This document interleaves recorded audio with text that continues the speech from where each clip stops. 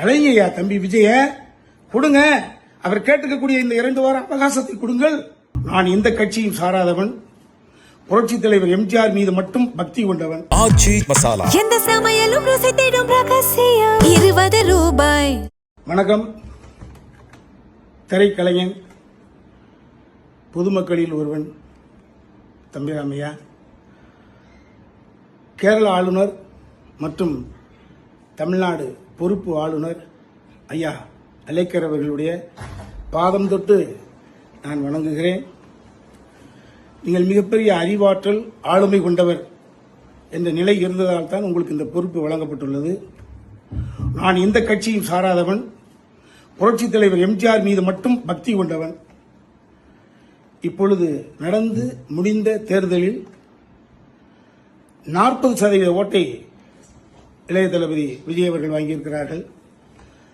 2 கோடி பேர் ஓட்டு போட்டுக்கிறாங்க. 2 கோடி பேர் என்பது ஓட்டுரிமை படைத்தவர்கள்.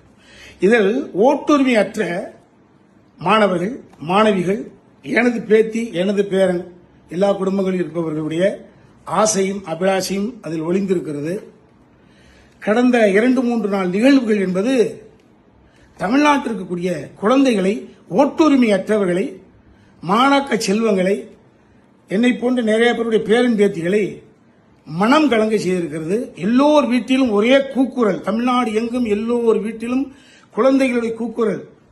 எப்ப வருவாங்க, எப்ப, எத்தனை சீட்டு, எப்ப பதிவு ஏத்துட்டாங்களா, எப்ப ஏற்க போறாங்க, ஒரு இனம் புரியாத தொல்லைக்கு ஆளாக்கப்பட்டு எல்லோரும் மன செஞ்சலத்தில் ஆழ்ந்து கிடக்கிறார்கள். 113 காமிச்சிட்டாங்க. 5 கூட தூக்கி போடுங்க. 108 இருக்குல்லங்க ஐயா. அழகையா தம்பி விஜய கொடுங்க. அவர் கேட்டுக்கக்கூடிய இந்த 2 வார அவகாசத்தை கொடுங்கள். அவர் ப்ரூவ் பண்ண முடிஞ்சது அப்படின்னா ஆட்சி தொடரட்டும்.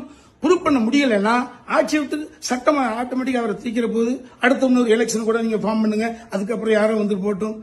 தயவு செய்து இந்த ஓட்டுரிமை அற்ற இந்த குழந்தை செல்வங்கள், அவர்கள் அறியாமையில் இருப்பவர்கள், இன்ஃபாக்சுவஸில் இருப்பாங்க, உண்மை இருந்துட்டு போட்டுமே, அவர்களுடைய பார்வையில், அவர்களுடைய எண்ணத்தில் இருந்து, அவர்களுடைய பாயிண்ட் ஆஃப் இருந்து கேட்கிறேன். அலேக்கர் ஐயா தம்பி விஜய் அவர்களை அடுத்த எம்ஜிஆர் ஆகியவிட்ட எம்ஜிஆர், அவ்வளவுதான், உண்மைதான். அதிமுகவில் இருக்கக்கூடிய வெற்றி பெற்றிருக்கக்கூடிய பாண்டிச்சேரியில் இருக்கக்கூடிய எம்எல்ஏக்கள் புரிந்து கொள்ள வேண்டும். நீங்களாக வந்து விஜய்க்கு சப்போர்ட் செய்யுங்க.